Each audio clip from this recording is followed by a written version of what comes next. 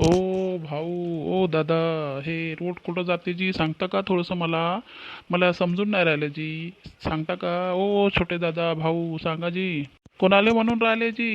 तुम्ही कोणाले म्हणून राहिले? इथं तर कोणी दिसून नाही राहिलं, मीच दिसून राहिलो. सांगा बरं कोणाले म्हणून राहिले? तुम्हालाच म्हणा राहिलो दादा. हे रस्ता कुठं जाते बा सांगा मले.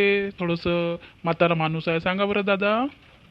हो आबाजी, मी तुम्हाला का दादा दिसून राहिला? मी का तुमच्या दादासारखं आहो का? माझं वय पा, तुमचं वय पा, काही शोभल्यासारखं बोलायचं ना जी. बुड्ढ्या माणसानं थोडं तमीज न बोलायचं. एकदमच दादा दादा, काय दादा दिसून राहिलं का तुम्हाला मी? एकदा बुड्ढा दिसून राहिलो का? बापू म्हणलं असतं तर काय झालं असतं? वयस काय माझी?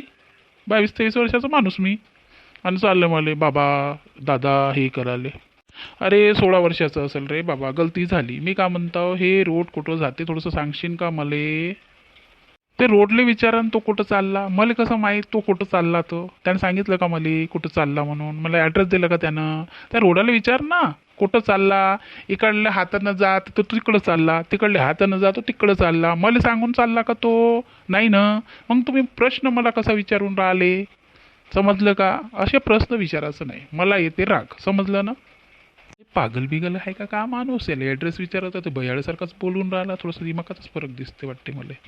का म्हणले जी मले? पागल हो, पागल तुम्ही असल. म्हातारे आहे ना, सट्ट्याला गेले तुम्ही. मला असे प्रश्न विचारता आणि वरतूनच म्हणता रोड कुठं गेला. मला कसं माहिती रोड कुठं गेला? माझ्या बापानं पाहिलं का रोड कुठं गेला? तर जा तिथं नगर परिषद जाऊन विचारा रोड कुठं गेला म्हणून.